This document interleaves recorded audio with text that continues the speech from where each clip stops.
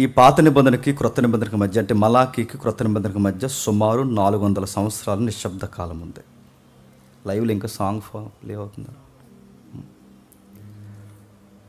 400 సంవత్సరాల నిశ్శబ్ద కాలం ఏ విధంగా నడిచిందో మనం చూసాం.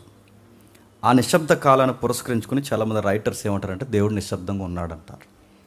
దేవుడు నిశ్శబ్దంగా ఉన్నది కేవలం ప్రవక్తను పంపించడంలో నిశ్శబ్దంగా ఉన్నాడేమో కానీ, దేవుడు వాక్కును, ధర్మశాస్త్రాన్ని మరలా పునరావృతం చేసి తన ప్రజలకు వినిపించడంలో నిశ్శబ్దంగా ఉన్నాడేమో కానీ, చరిత్రలో మాత్రం ఆయన నిశ్శబ్దంగా లేడు. ఆయన నిశ్శబ్దంగా లేడనడానికి గుర్తులు ఏంటంటే, నెబుకద్నెజర్ అనే జోరేగన రేపినవాడు ఆయనే. బబులోను సామ్రాజ్యాన్ని తెర మీదకి తీసుకొచ్చింది ఆయనే. బలవంతులైన సామ్రాజ్యాన్ని ఎందుకు తీసుకొచ్చే ప్రభు అంటే, తన ప్రజలకి బుద్ధి లేని పనులు చేస్తున్నప్పుడు వాళ్ళకు భయభక్తులు, బుద్ధి నేర్పించడానికి పక్కనున్న బలవంతులైన బబులోను సామ్రాజ్యాన్ని రేపింది ఆయనే. ఆ తర్వాత మాదీయ పార్శకుల వరకు వాళ్ళ బానిసరకపు జీవితాన్ని నలిపిన తర్వాత వాళ్ళ ప్రార్థనలు, రెండవది వాళ్ళ పశ్చాత్తాపం, మూడవది వాళ్ళ పితరులకు దేవుడిచ్చిన మాట, వాగ్దానం, అబ్రహాం, ఇస్సాకు, యాకోబులకు ఇచ్చిన మాటని జ్ఞాపకం చేసుకొని సరిగ్గా పర్షియన్స్ ఎవరైతే ఉన్నారో వాళ్ళ టైంలో వాళ్ళకి కాస్తంత పౌరు హక్కులకి పెద్దపీట వేశారు. అంటే మీ భావాల్ని, మీ రిలీజన్, మీ మతాన్ని మేము గౌరవిస్తున్నాం, మీ కట్టడాల గురించి మీరు ఏదైతే ఇబ్బంది పడుతున్నారో వాటిని వెళ్ళి మరలా మీరు కట్టుకోండి అని నెహెమ్యా, ఎజ్రా, జరుబ్బాబెల్ టైంలో వాళ్ళకి పర్మిషన్ ఇస్తే సుమారు 3 భాగాలుగా, 3 గుంపులుగా యెరూషలేముకి మళ్ళీ రిటర్న్ జర్నీ స్టార్ట్ చేశారు. వాళ్ళు వచ్చిన తర్వాత కన్స్ట్రక్షన్ ఏం జరిగింది, ఎలా ఫైట్ చేశారు, ఆ యొక్క ఒత్తిడి పరిస్థితుల మధ్య నిర్మాణాల కొరకు వాళ్ళు ఎలాంటి దాతృత్వాన్ని కలిగి ఉండి వాళ్ళ జీవాన్ని, ప్రాణాన్ని, వారి రెక్కల కష్టాన్ని దేవుని యొక్క మందిరం కొరకు వాళ్ళు ఎంతగా త్యాగం చేశారన్నది నెహెమ్యా, ఎజ్రా గ్రంథాల యొక్క కూర్పు. మీకు అర్థమవుతుందిగా. రెండవది, ఆ తర్వాత అక్కడ నుండి వచ్చిన తర్వాత మాదీయ పారసికుల యొక్క ప్రభుత్వం మెల్లమెల్లగా సన్నగలింది. ఆ ప్రభుత్వం సన్నగలుతున్నప్పుడు ఒక భయంకరమైన సామ్రాజ్యం అప్పుడే పురుడు పోసుకుంది. ఆ భయంకరమైన సామ్రాజ్యానికి పురుడు పోసిన వాడు ఎవరంటే ద గ్రేట్ అలెగ్జాండర్. ఆ అలెగ్జాండర్ ఏం చేసడం మనం చూస్తాం. కేవలం 7 నుంచి 10 సంవత్సరాల లోపు, అంటే 7 నుంచి 10 సంవత్సరాల లోపు ప్రపంచంలో ఉన్న మెజారిటీ దేశాలను చుట్టేశాడు. ఆ దేశాలను చుట్టడమే కాదు, ప్రపంచం మీద చాలా ఒత్తిడి తీసుకొచ్చాడు. ఆ ఒత్తిడి తీసుకొచ్చినప్పుడు అతనికి లొంగని రాజ్యం అంటూ ఏది లేదు. ఈవెన్ మన ఇండియా వరకు కూడా ఆయన దండయాత్రలు ప్రారంభమైనవి. ఆయన ప్రేమించిన గుర్రం మన ఇండియాలోనే చనిపోయిందని లాస్ట్ వీక్ మనం చూసాం. ఆ గుర్రం పేరు ఏదైతుందో ప్రస్తుతం పాకిస్తాన్లో ఉన్న ఆ పాకిస్తాన్కి పంజాబ్ ఏదైతుందో ఆ పంజాబ్ ఏరియాకి ఆ పేరు పెట్టినట్టు మనకు తెలుసు. ఇక్కడ వరకు మనం ధ్యానించాం. రెండవది, గ్రీకుల పరిపాలనలో ఆ తర్వాత తెలుగు సామ్రాజ్యం ప్రారంభిస్తున్నప్పుడు ఇక్కడ ఎవరైతే ఉన్నారో పోరస్ అనే రాజు, అంటే పురుషోత్తముడు ఎవరైతే ఉన్నారో ఆయన కాస్త గట్టి పోటీ ఇచ్చిన తర్వాత తనకు ఒక సౌలభ్యం ఇచ్చాడు. ఆ సౌలభ్యం ఏంటంటే, నేనేమీ చేయను కానీ నా కింద రాజుగా బతికైన సౌలభ్యం ఇస్తే ఆయన కింద ఆయన తరపున ఇక్కడ రిప్రజెంట్గా రాజుగా పనిచేశాడు. ఆ తర్వాత తిరిగి వచ్చాడు. ఆ తిరిగి వచ్చినప్పుడు ఆయన కన్ను అటు సిరియా వైపు, ఇటువైపు పాలస్తీనా, ఇజ్రాయెల్ వైపు పడినప్పుడు సరిగ్గా జెరూసలేముని ఆక్యుపై చేయాలనుకున్న టైంలో జెరూసలేములో ఉన్న మాంక్స్ ఎవరైతే ఉన్నారో, యాజకులు, వాళ్ళు ఎవరైతే ఉన్నారో వాళ్ళకి అర్థమైపోయింది ఈ మనిషిని మనం ఎదిరించడం కష్టం, ఈ మనిషికి మనం ఎదురు నిలబడడం జీవితంతో, ప్రాణాలతో సెలగాటవాడడం, ఇతనితో మనం ఫైట్ దిగే కన్నా ఈయనతో సంధికి పోవడం మంచిదని చెప్పి నిలువు టంగీలు వేసుకుని, టోపీలు పెట్టుకుని, శుభ్రమైన బట్టలు వేసుకుని ఆయనకి ఎదురుగా వెళ్ళి వందన వచ్చిన చెప్పి గుడ్ మార్నింగ్ చెప్పారు. ఆ గుడ్ మార్నింగ్ చెప్పినప్పుడు వాళ్ళతో మంచిగా మాట, ఎందుకంటే డిఫరెంట్గా ఉన్నారు వాళ్ళు చూసేసరికి. వాళ్ళ డ్రెస్ కోడ్ చూసినప్పుడు వాళ్ళు యుద్ధం చేయడానికి వచ్చినట్లు లేరు. వాళ్ళు చూస్తుంటే వాళ్ళ యొక్క యాటిట్యూడ్ రెక్లెస్గా అనిపించలేదు. అప్పుడు చూసినప్పుడు అలెగ్జాండర్ అని, ఎవరు మీరంటే, సార్ మీరు మా దేశాన్ని జయించడానికి వచ్చారు, మేము యాజకులు అంటారు, మమ్మల్ని దైవజనులు అంటారు, మా దేవుడు మీరు ఒకరోజు మా దేశాన్ని దర్శిస్తారని ముందే మా గ్రంథంలో రాయించాడని దానియేలు గ్రంథంలో ఉన్న ఆ సూర్యుడనే వచనాలు, యెహెజ్కేలు గ్రంథంలో ఉన్న కొన్ని వచనాలు, ఇంకా మీరు ఇంటికి వెళ్ళిన తర్వాత చదవండి, మేకా ఉన్నాడుగా, మేకాలో ఉన్న కొన్ని వచనాలు చూపించిన తర్వాత ఇదిగో ఈయన ఎవరో కాదు, ఇక్కడ రాయబడుతున్న సూర్యుడు వీరుడు ఎవరో కాదు, మీరే రాజు అనగానే మనోడు పొలకించిపోయాడు. ఎవరు? అలెగ్జాండర్. ఆ పొలకించిపోయిన తర్వాత వీళ్ళకి సంధి కుదిరింది. ఆ తర్వాత ఏం జరిగింది దాని దగ్గర మన క్లాసు చెప్పండి. బ్రేక్ తీసుకుంది. బ్రేక్ తర్వాత ఇప్పుడు స్టార్ట్ చేస్తున్నాం. ఏమైంది తర్వాత? తన యొక్క వాణిజ్యాన్ని డెవలప్ చేయడానికి, అంటే తన వ్యాపార లబ్ధిని డెవలప్ చేయడానికి, ముఖ్యంగా గ్రీకుల యొక్క భావజాలాన్ని ప్రపంచం మీద రుద్దడం స్టార్ట్ చేశాడు. గ్రీకులు భావజాలం ప్రపంచం మీద రుద్దాడంటే మీకు జరుగుతున్న వినబడుతున్న జాతరలు ఉన్నాయి చూసారా, ఇది గ్రీక్ కల్చర్. మీకు తెలియదు. కనబడుతున్న గాడ్స్ ఎవరైతే దేవుళ్ళు ఉన్నారో, ఒకరోజు మనం మాట్లాడదాం, కాకపోతే గొడవ అయిపోద్దని నేను మాట్లాడలేదు చాలా కాలం పాటు. గ్రీకు దేవుళ్ళు, స్థానిక దేవుళ్ళు అనే చరిత్ర చెప్పి ఒక కూర్పు ఉంది. తగలడిపోద్ది అది మాట్లాడామంటే. వాటి యొక్క మూలాలు ఏంటి, ఇక్కడికి ఎలా వచ్చాయి ఏంటి అంటే మన ఇండియాలో ఉన్న మూలాలకి, నమ్మకాలకి గ్రీకులకి దగ్గర సంబంధాలు ఉన్నాయా? ఉన్నాయి. నార్త్ ఇండియన్స్ అందరూ ఎవరైతే ఉన్నారో వీళ్ళ యొక్క మూలాలన్నీ వాళ్ళకి చుట్టాలుగా వ్యవహరించే కొన్ని వంశాలు ఉన్నాయా? ఉన్నాయి. సౌత్ జోన్కి నార్త్ జోన్కి ఎందుకు మనుషుల యొక్క ఎత్తులో కానీ, రంగులో కానీ, జుట్టులో కానీ ఎందుకు అంత తేడా ఉంటాం? దాని మూలాలు తెలియాలి. దీనికి బైబిల్ చరిత్రకి సంబంధాలు ఉన్నాయా? ఉన్నాయి. ఇదంతా ఎక్కడుందంటే ఆ 400 సంవత్సరాల నిశ్శబ్ద కాలంలో ఉంది. ఈ 400 సంవత్సరాల నిశ్శబ్ద కాలం మనం ఎందుకు తెలుసుకోవాలి అంటే, ఈ 400 సంవత్సరాల చరిత్ర మనం తెలియకపోతే క్రొత్త నిబంధన రచయితలు ఎవరైతే ఉన్నారో వాళ్ళ ప్రభావం ఈ గ్రీక్ అంటే కోయినోనియా అనే గ్రీక్ లాంగ్వేజ్ను ఉపయోగించి క్రొత్త నిబంధన రాశారన్న ఆ సెన్స్ మనకు తెలియకపోతే క్రొత్త నిబంధనలో కొన్ని విషయాలు, ప్రాంతాలు మన బుర్రకి అర్థం కావు. అందుకే ఆ చరిత్రలోకి వెళుతున్నాం. ఏముంది అసలు ఏంటి దీని గురించి తెలుసుకోవడానికి ఒక హెడ్లైన్ ఇస్తాడు చూడండి.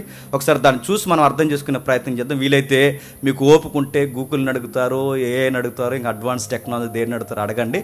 అది పూర్తిగా మీకు ఏం హిస్టరీ అవుతుంది, జస్ట్ బ్రీఫ్ హిస్టరీ ఇస్తుంది. ఆ బ్రీఫ్ హిస్టరీని చూసి మీరు మురిసిపోకండి. ఫుల్ హిస్టరీ కావాలంటే బైబిల్లో అదేమే దీనికి ఇచ్చాడు. కానీ మీకు ఎవిడెన్స్ కొరకు ఒకసారి వీలైతే ఎతకండి. దానికి ఒక టైటిల్ ఉంటుంది, ఒకసారి చూద్దాం. హెలెనిజం అంటారు దాన్ని. ఏంటది? హెలెనిజం అంటే, హెలెనిజం అనగానే గ్రీకు దేశీయ వాతావరణం అని దాని అర్థం. హెలెనిజాన్ని గురించి ఎందుకు మాట్లాడంటే, ఆయన ఎవరైతే ఉన్నారో ద గ్రేట్ అలెగ్జాండర్ ఎవరైతే ఉన్నాడో హెలెనిజం అనే ఒక ట్రాక్ లైన్ ఏర్పాటు చేశాడు. ఆ మాటలు బాగా వినండి. ముందుకెళ్ళే వాళ్ళు చాలా ఆశ్చర్యకరమైన సంగతులు మనకు ఉన్నాయి. మీరు మనం వినగలిగితే, ఓపుకుంటే, మనకు టైం సరిపోతే క్రొత్త నిబంధనలోకి అడుగులు వేసే పరిస్థితులు మనకు దగ్గర కానీ ఈరోజు మనం వెళతాం. నెక్స్ట్ ఎవరైతే ఉన్నాడో ద గ్రేట్ అలెగ్జాండర్ ఎవరైతే ఉన్నాడో హెలెనిజం అనేది స్టార్ట్ చేశాడు. అసలు హెలెనిజం అంటే ఏంటి? హెలెనిజం అనేది క్రొత్త నిబంధన ప్రవక్తల మీద కూడా లేదా క్రొత్త నిబంధన రచయితల మీద కూడా ఎందుకు ప్రభావం చూపుతుంది? అసలు హెలెనిజం అంటే దాని డెఫినేషన్ ఏంటి? హెలెనిజం అంటే గ్రీకు యొక్క ఆదర్శాలను, బాగా వినాలి, గ్రీకు యొక్క ఆదర్శాలను, గ్రీకులో సంబంధించిన మౌలిక మూలాలను, అంటే గ్రీక్ సైన్స్ కానీ, గ్రీకు ఎకానమీ కానీ, గ్రీకు యొక్క కల్చర్ అంటే కళలు, సాహిత్యము, గణితము, తత్వశాస్త్రము, ఇంకా ఏవైతే ఉన్నావో వీటన్నిటినీ మిగిలిన ప్రజలకు నేర్పించే ఒక ప్రాజెక్ట్నే చెప్పండి హెలెనిజం అంటారు. మరలా ముఖ్యాంశాలు మరోసారి మళ్ళీ చెప్తున్నానండి. అంటే హెలెనిజం అంటే ఏంటి? హెలెనిజం అంటే దాని అర్థం ఏంటంటే, హెలెనిజం అంటే గ్రీకు సైన్స్ని కానీ, గణితాన్ని కానీ, కళలను కానీ, సాహిత్యాన్ని కానీ, దాని తత్వశాస్త్రాన్ని, మిగిలిన వాటిని మిగిలిన ప్రజలకు నేర్పించే ఒక పెద్ద ప్రాజెక్ట్ తీసుకున్నాడు ఎవరు? అలెగ్జాండర్. ఆ నేర్పించే ఆ ప్రాజెక్ట్నే హెలెనిజం అంటారు. ఎలా నేర్పించాడు? దీని ప్రారంభం మెల్లమెల్లగా, బాగా దీని ప్రారంభం మెల్లమెల్లగా 3 ప్రాంతాల మీద చూపించాడు. 1 పర్షియా, 2 ఈజిప్ట్, 3 సెంట్రల్ ఆసియా అంటే మనది ఈ దిగువ ప్రాంతం వరకు. ఈ 3 ప్రాంతాల వరకు, ఈ 3 ప్రాంతాల మీద చాలా ఎఫెక్ట్ చూపించాడు. ఏ ఎఫెక్ట్ చూపించాడు, ఏం చూపించాడు? ఇది ముఖ్యంగా ఇది ఏం చూపించాడంటే గ్రీకు సైన్స్ని అలవాటు చేశాడు. అడుగుతున్నాను, సైన్స్ అనే వర్డ్ పుట్టించింది ఎవరు చెప్పండి? మరలా చెప్తున్నాను, వర్డ్ కాదు, సైన్స్ అన్న దానికి కళ్ళు తెరిసేలాగా స్టార్ట్ చేసింది ఎవరు? గ్రీకులు. నెక్స్ట్ గణితం, ఎకనామిక్స్ పుట్టింది ఎక్కడ? గ్రీకులో. ఇంకా అడుగుతున్నాను, అసలు గ్రావిటీ అనేది సర్ ఐజక్ న్యూటన్ చెప్పకముందే గ్రావిటీ ఫోర్స్ని గురించి మాట్లాడిన సైంటిస్టులు ఎవరు? గ్రీకులు. ఇంకా సాహిత్యం అంటే లిటరేచర్ ఏదైతే ఉందో, అరే ఒక లైన్, ఒక పదానికి పదానికి లింక్ ఉండాలి, ఒక ఫ్లో ఉండాలి, అంటే ఒక పదానికి ఒక అందం ఉండాలని ఒక రైటింగ్ స్టైల్ తీసుకొచ్చింది ఎవరు? గ్రీకులు. ఇంకా వాళ్ళు చేసింది చిన్న విషయం కాదు, తత్వశాస్త్రం అంటే వాళ్ళ ఫిలాసఫీలు మాట్లాడతారు, థియాలజీ మాట్లాడతారు. వాస్తుశాస్త్రం పుట్టించింది ఎవరు చెప్పండి? వాస్తు. అక్కడో దిక్కు, ఇక్కడో దిక్కు, ఇక్కడ ఒక దిక్కు అంటే వాస్తు పుట్టించదు వాళ్ళు. శిల్పాశాస్త్రం అంటే శిలలపై శిల్పాలు చెక్కింది వాళ్ళే. అంటే ఈ ప్రపంచానికి కొన్ని తెలియకుండానే ఇప్పటికీ ప్రాక్టీసులుండి అలవాటు పడిపోయిన ఈ అలవాట్లు ఎక్కడి నుంచి వచ్చినాయి కాదు, ఎవరు తెచ్చారు ఈ ప్రపంచం నెత్తి మీద కంటే ద గ్రేట్ అలెగ్జాండర్ హెలినిజం అనే ఆ ట్రాక్ మీద ప్రపంచానికి అలవాటు చేయడం స్టార్ట్ చేశాడు. ఇంకేం చేశాడు దీన్ని డెవలప్ చేయడానికి ముఖ్యంగా 3 కారణాలు తీసుకోండి. ఒకటి, వ్యాపారం పెద్ద పెట్టేశాడు. అంటే వ్యాపారం ద్వారా పబ్లిక్తో మిళితం అవుతారనమాట. ఇప్పుడు ఎక్కడ ఉన్న వ్యాపారస్తులు అందరూ రోజులు ఇక్కడ ఉండిపోతారు, మన భాష మాట్లాడేస్తున్నారు లేదా? నార్త్ ఇండియన్స్ ఉన్నారు కొంతమంది, రాజస్థాన్ అక్కడి నుంచి అక్కడికి వచ్చి మనకి సలాట్లు అమ్ముతారు, ఏంటవి పానీపూరి, లాపూర్లు, అండా బజ్జీ ఇంకా ఉన్నాయి కదా, ఇవన్నీ అమ్ముతారు. ఆడు తెలుగు ఎంత బాగా మాట్లాడాడని అడుగుతాను. ఇన్ని సంవత్సరాలు ఇక్కడ ఉండి అడుగుతాను, ఇక్కడికి వచ్చి ఆ ఏరియా నుంచి వచ్చి ఇక్కడ పిల్లల్ని చేసుకున్న వాళ్ళు లేరు, ఇక్కడున్న మన కుటుంబీకులు వాళ్ళని పెళ్ళాడిన వాళ్ళు లేరు. అడుగుతాను. చాలా వ్యాపారాలు ఉన్నాయి, కొన్ని వ్యాపారాల పేర్లు ఎత్తాను నేను, మీరు చూడండి. మెజారిటీ వ్యాపారం అంతా ఎక్కడి నుంచి వచ్చింది? North Indians. నడుతున్నాను. ఎక్కడెక్కడున్న వాళ్ళందరూ ఇక్కడికి వచ్చారు. ఈ నార్త్ ఇండియన్స్ ఎక్కడి నుంచి వచ్చారు? గ్రీకు మూలాల నుంచి వచ్చారు. ఇంకా మాట్లాడుకుంటా అంటే వ్యాపారానికి పెద్దపీట వేయాలన్న ఒక పెద్ద ఆలోచనలు ఎవరు కలవు? ఈ రాజుకు వచ్చినాయి. వ్యాపారం ఉంటే ప్రపంచాన్ని ఆలోచు.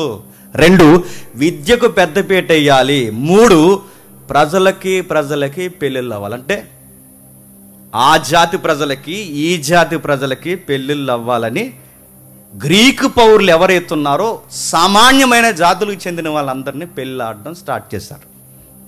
ఇవన్నీ మాకెందుకంటే మీకు ఒక పాయింట్ చెప్తాను, గుర్తుపెట్టుకున్న ఉదాహరణకి. తిమోతి నాన్నగారు ఎవరు చెప్పాలి అధ్యక్ష, చెప్పండి. తిమోతి వాళ్ళ నాన్నగారు ఎవరు?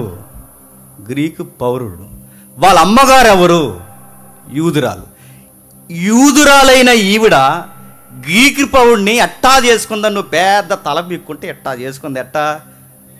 అలెగ్జాండర్ టైంలో హెలినిజం అనే ఒక ప్రాజెక్ట్ స్టార్ట్ అయితే ఆ ప్రాజెక్ట్లో దిగువ స్థాయి అమ్మాయిలు ఎవరైతున్నారో ఈ అమ్మాయిల్ని గ్రీకు పౌరులు పెళ్లి చేసుకోవడం అనేది ఆ రోజుల్లో పెద్ద విషయం.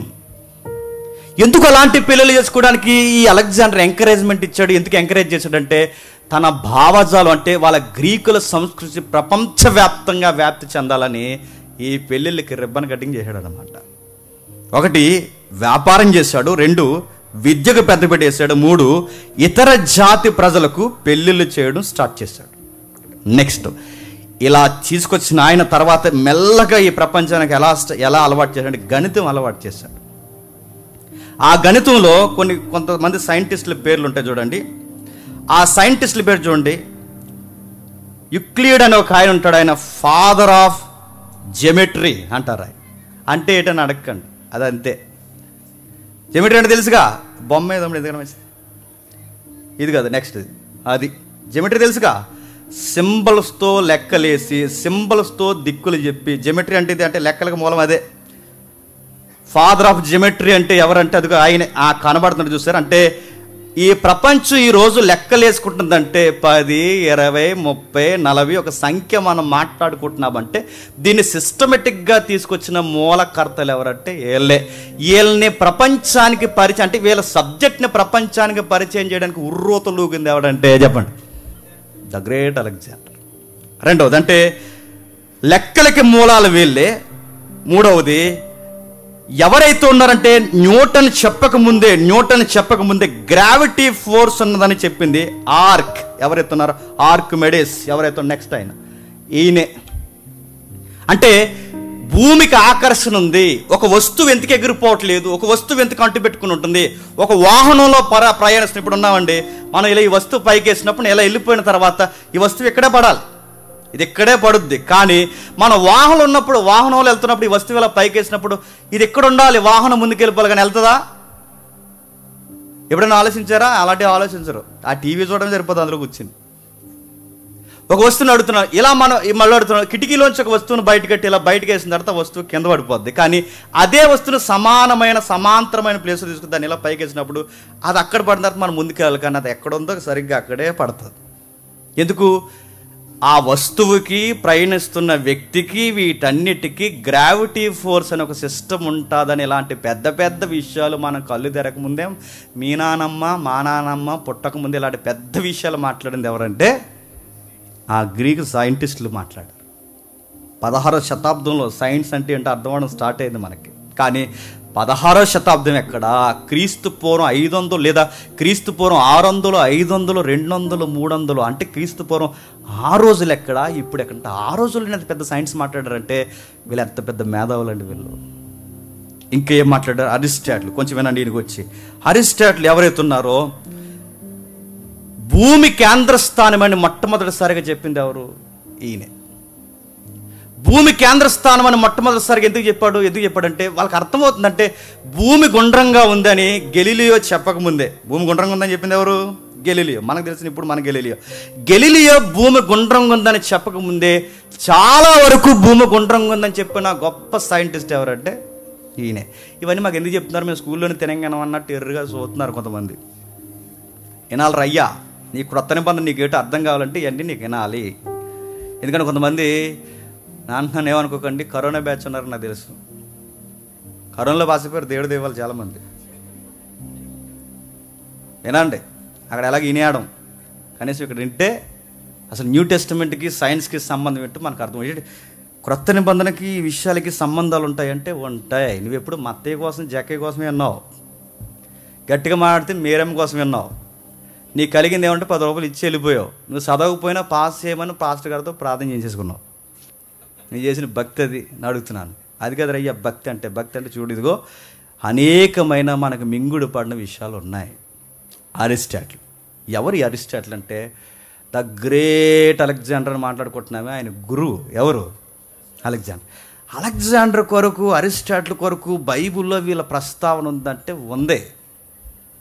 వీళ్ళ ప్రస్తావన బైబిల్లో అడుగడుగున రచనలో కూర్పు జరిగిందంటే జరిగింది.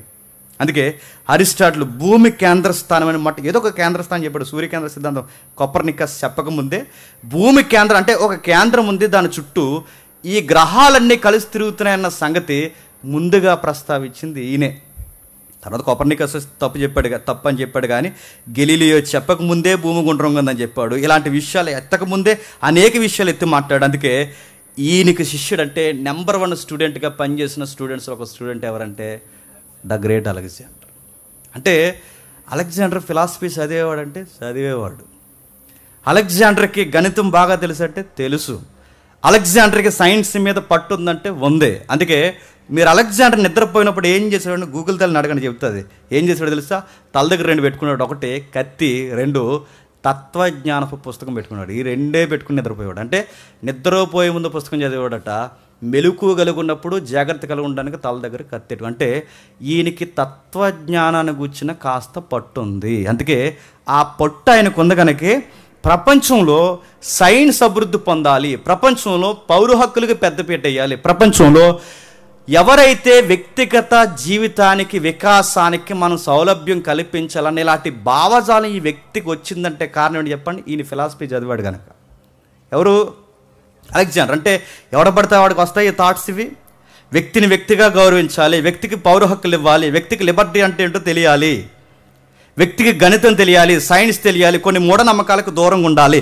ఇలాంటివన్నీ ప్రజలు నేర్చుకోవాలి. మా యొక్క సంస్కృతి అంటే మా జ్ఞానము ప్రపంచానికి జ్ఞానం నేర్పించాలని ఇలాంటి గొప్ప భావజాలం వచ్చిందంటే, ఇలాంటి పెద్ద ఆలోచనలు ఇతనికి వచ్చినాయంటే నేను బహుశా బాగా చదువుకున్నాడు. ఎక్కడ చదువుకున్నాడంటే ఇలా గురువుగారు ఎవరు చెప్పండి?